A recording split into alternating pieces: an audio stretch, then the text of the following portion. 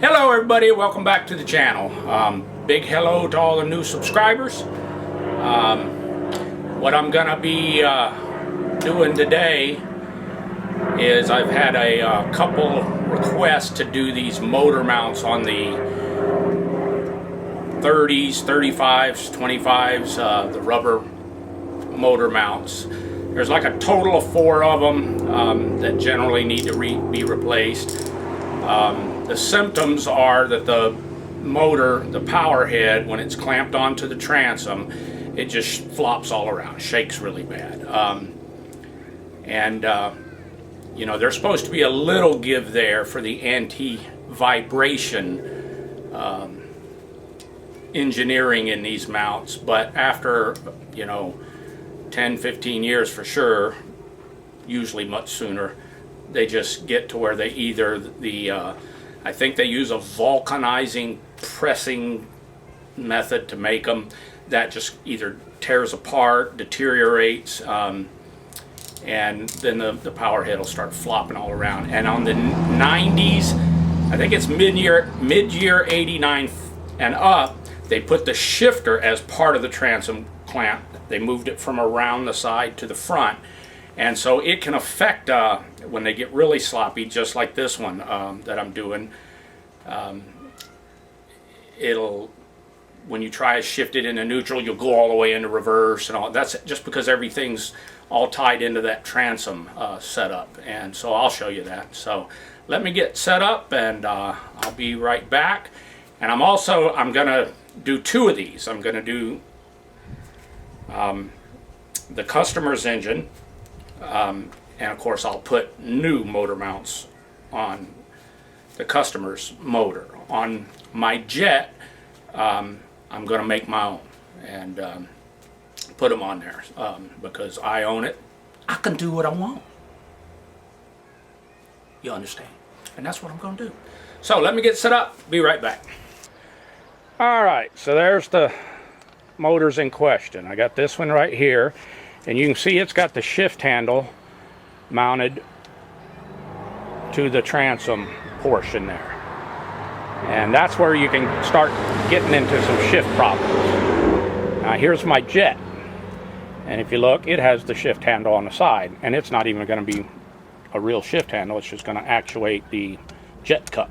So, but the motor mounts are shot on that one too. So I'm going to do them both and I'll show you how I save a little money on my own engine. So let me get started. The first thing we're going to do is there's 2 3/8 inch bolts right down in here. You don't need to take those ones all the way out, but you do need to loosen them. Then there's 2 more bolts that come in here and here, and they have to come all the way out. Alright, then you're going to take off this motor mount bolt, and there's one just like it on the other side. And then if you look right in there, you can see a cutaway. You line this up in the center like that, and there's a groove in there. I'm hoping you can see all this. And in that groove, you can get a long extension to get that 9/16 nut off of that one. So once you get 1, 2, 3, and then 2 loose bolts, and 2 long bolts all the way out, this whole thing will lift off. Let me get these bolts and nuts out and I'll show you what I'm talking about.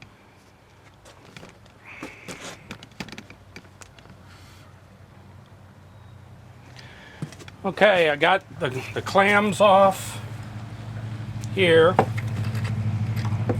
And when you take these off, this is going to fall out. Okay, and that's another little rubber dampener. And when these clamps are together,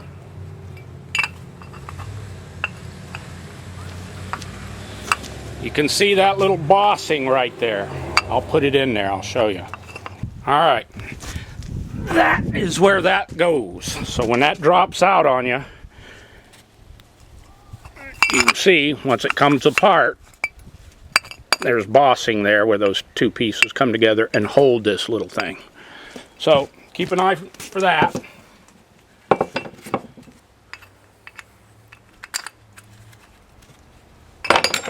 So I've taken off The handle, the shift handle, I removed it from here. So now we got that 1 9/16 nut that's down in the middle. I like to take a long, skinny 1/4 inch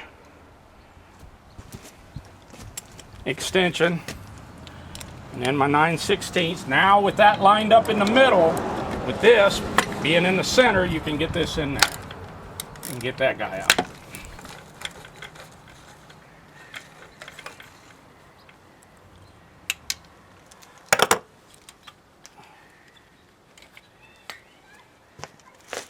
And there's that nut. And with that off, that should be everything. This one's still going to have the throttle cable hook, but that's okay. You can just set it all to the side. So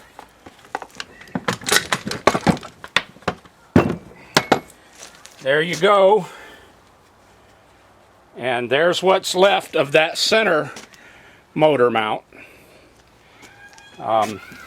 That goes up under here and right here. Right there. Hopefully you can see it. That's what's left of that. So, so now we're just going to set this side to the side, and this one's not too bad, but there is some spacing up under there, so we'll replace it. This is what they do after a while. If they don't break completely, they'll be like that. Hopefully you can see that one too. And the motor just gets shaken really bad. And like I said, because this model has the shift handle incorporated to it,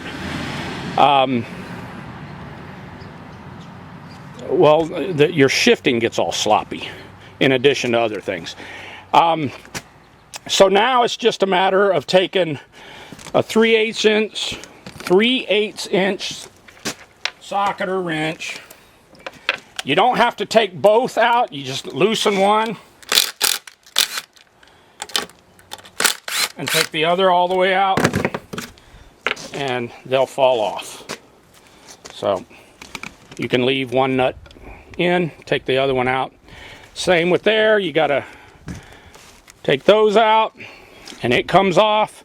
These motor mounts seem nice and firm on this one, so I generally leave them. But that's it. So I'll get the new ones and get this this one new mounts on it, and then I'll show you how I can save a little money when I do my jet. Be right back.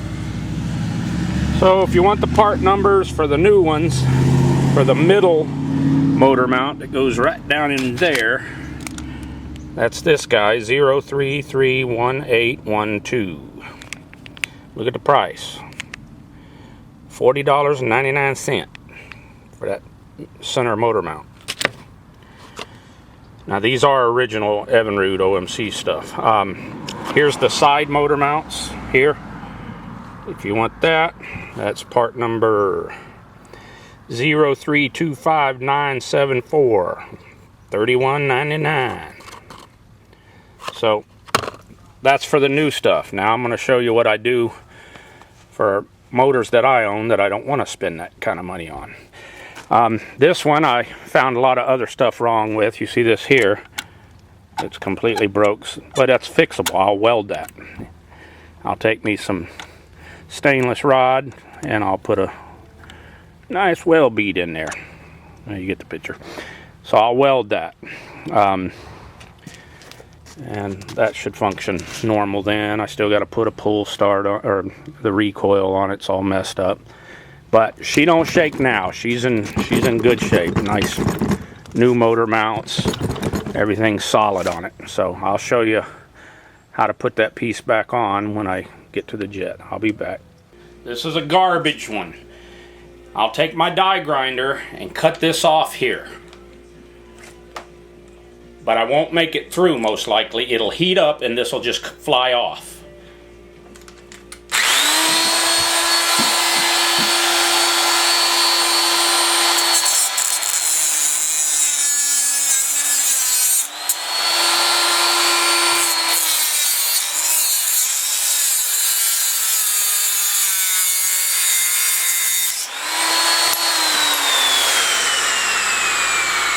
that heats up and just pops off.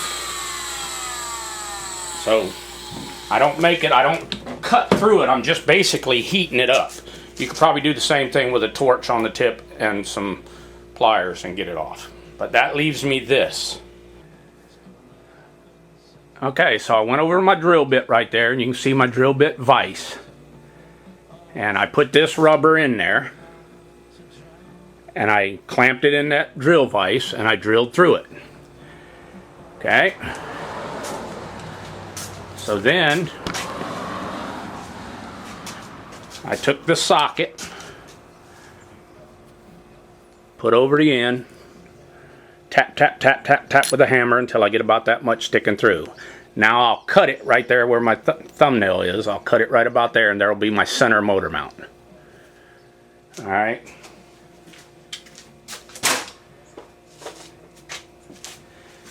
The side motor mounts. You can see this is what's left of an old one. I took it over there, clamped it in my drill press vise, drilled that hole. I'll take a socket and this nut and push this through, and it'll be sticking out that much or so, and I'll show you. And I generally on these ones I put it in my vise and shove it through all that.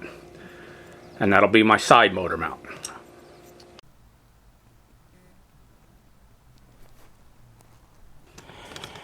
Okay, so I showed you how to take the mounts off on that other Evinrude.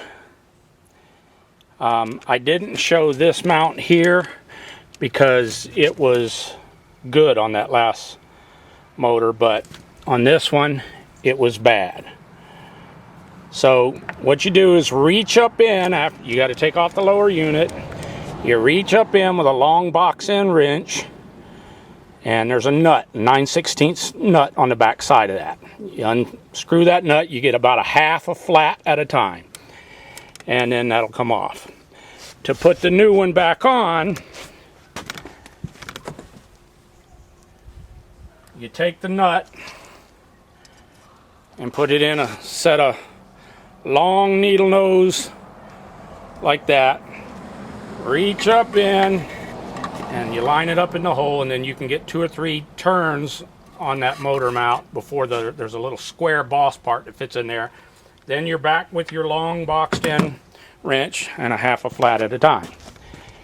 Now here's one of these do-it-yourself mounts that I made. It's just a bolt. I drilled a hole through all this and put a bolt. And you'll still get a little bit of movement in that because of the rubber around here and so forth. Alright, and you can see you got this bolt here and that bolt there that hold it up against the leg there. So what you got to do is put the mount, the homemade one, in a vise like this.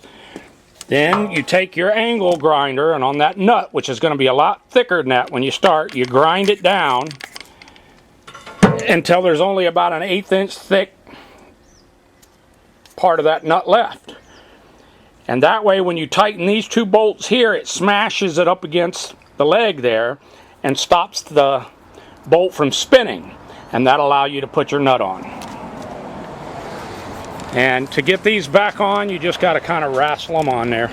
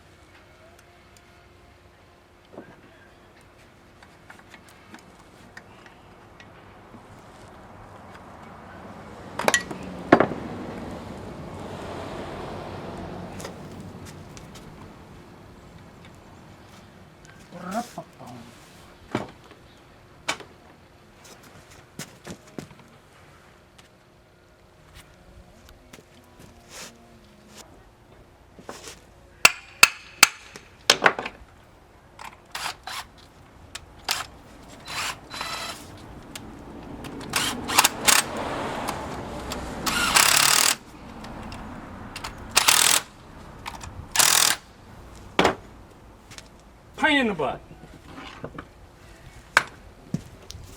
Oh.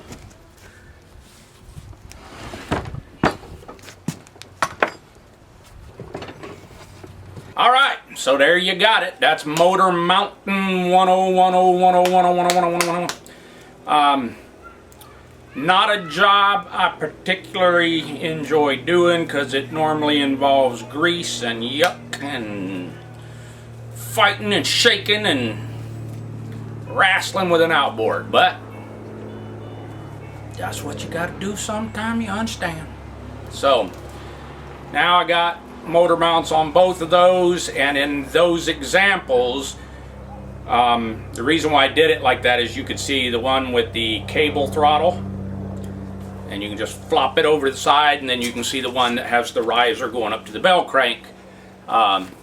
So even though there's little differences there, being the one that it doesn't have the throttle cable is a little harder to do because you got to line up them ears on that riser foot that operates your mag plate up there and everything. And but that's it. Now, are you going to feel more vibration if you do these do-it-yourself style mounts that I did there? Yeah, you will.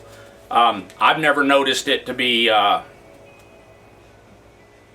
I don't know whether you will or not. I've never noticed it. But the point being that those mounts are made to help absorb the vibration from the motor. To me, when I'm running an old two-stroke motor on a boat, you know, it's an old two-stroke motor on a boat. There's going to be some vibration and everything. I don't care how you design it. But why would you make these mounts yourself and all? Because just those four, the one big bottom mount, the two side, and the center one, you're looking at $140 plus shipping. All right, so if I'm trying to flip a motor that I got, you know, a couple $100 into already with a carb kit and impeller and stuff like that, if I knock down another $140 or so with a little shipping added onto it for motor mounts, there's nothing left on the bone there. So I have done these do-it-yourself, just pushing a bolt, drilling it, motor mounts on many engines, some of which I still own, and I have had no problem in doing that. If there's a little more vibration, it's very little, and I don't notice it. But you'll get the same result as if you replaced them with new. It'll be nice and tight, and there'll still be some give there on because you went through that rubber and so forth. So it's a good way to save a lot of money. If you got an old motor that has other issues and you don't want to spend a lot on it, this is a way you can at least tighten it up and make it better, and save you some money in doing so. So there's motor mounts. Thanks for watching.